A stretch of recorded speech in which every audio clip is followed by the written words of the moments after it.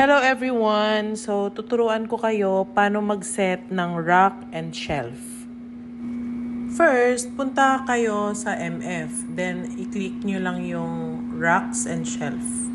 So, before that, kailangan hawak-hawak nyo yung warehouse capacity ninyo, which is ito kay Santiago, sample.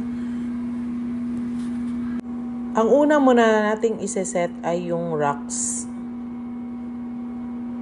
So, as you can see, naset ko na yung SA2 to SA5 ni Santiago. So, ang gagawin natin is yung SA1. So, mag-add lang tayo.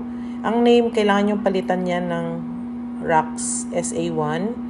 Then, ang maximum capacity, kung ilan yung kakasya doon sa racks na yon. So, okay. So, okay na siya. And then, next is, kailangan natin mag-upload ng photo. So, kailangan naka-picture yung buong racks ninyo, then upload. And then, itong photo na to is valid only for 30 days. So, auto-deleted siya after 30 days. So, kailangan nyo siyang i-update monthly. Then, save. Okay.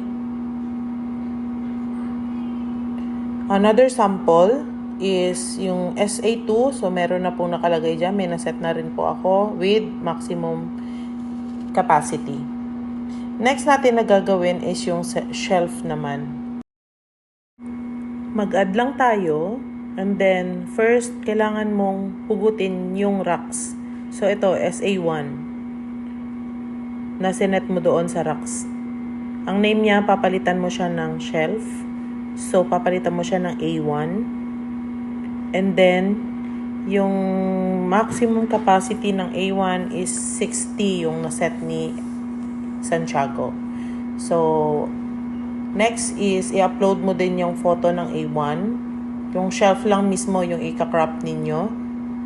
So, as you can see, colored yung nakalagay dyan. And sabi ni Edison is extra small lahat nakalagay. So, kailangan kong iset kung ano yung mga item na nandyan sa shelf na yan. So, magsasample lang ako ng dalawang item.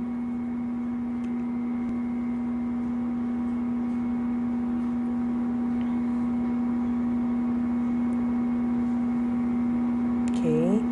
20. And next, violet, extra small. 20 din. So, again, sample lang ito. And last po is fuchsia. So, 20 din.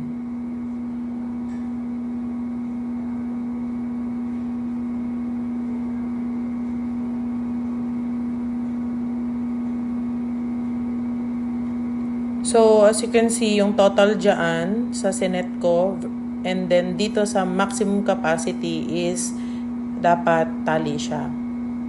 Then, save. Another sample.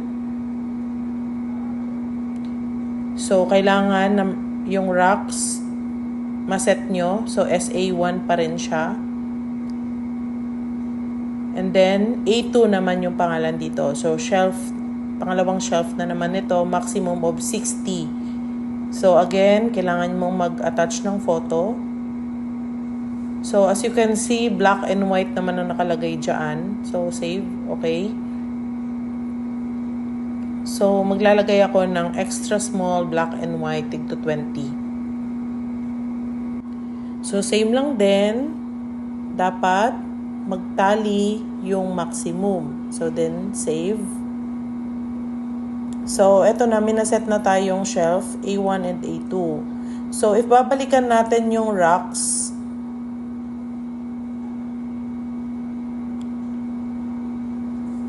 SA1.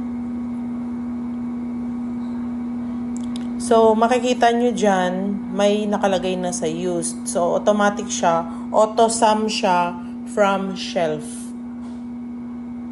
So, ganun po ang tamang pag-set ng rack and shelf natin. So, kailangan lahat malagay ninyo ang lahat ng racks and lahat ng shelf per butas para makompute ng maayos kung ilan ba talaga yung storage capacity natin.